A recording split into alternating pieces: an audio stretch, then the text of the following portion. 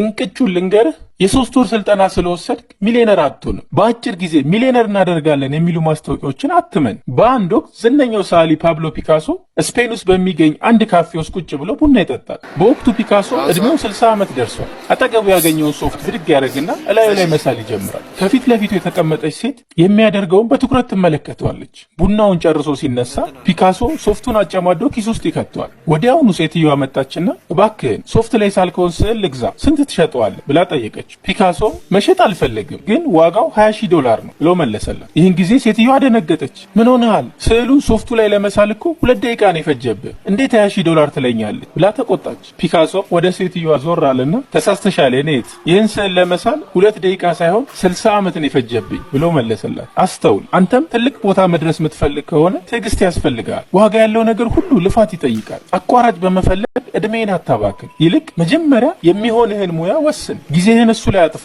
ውጤት የሚመጣው ቀስ በቀስ ነው። ብዙ መልፋት፣ ብዙ መድከም አለ። ጊዜህንም ገንዘብህንም ራስ ላይ ኢንቨስት አድርግ። ያን ጊዜ ያሰብክበት ቦታ መድረስ ትችላለህ። እንቅጩን ልንገርህ፣ የሶስት ወር ስልጠና ስለወሰድክ ሚሊዮነር አትሆንም። በአጭር ጊዜ ሚሊዮነር እናደርጋለን የሚሉ ማስታወቂያዎችን አትመን። በአንድ ወቅት ዝነኛው ሰዓሊ ፓብሎ ፒካሶ ስፔን ውስጥ በሚገኝ አንድ ካፌ ውስጥ ቁጭ ብሎ ቡና ይጠጣል። በወቅቱ ፒካሶ እድሜው 60 ዓመት ደርሷል። አጠገቡ ያገኘውን ሶፍት ብድግ ያደርግና እላዩ ላይ መሳል ይጀምራል። ከፊት ለፊቱ የተቀመጠች ሴት የሚያደርገውን በትኩረት ትመለከተዋለች። ቡናውን ጨርሶ ሲነሳ ፒካሶ ሶፍቱን አጨማዶ ኪስ ውስጥ ይከተዋል።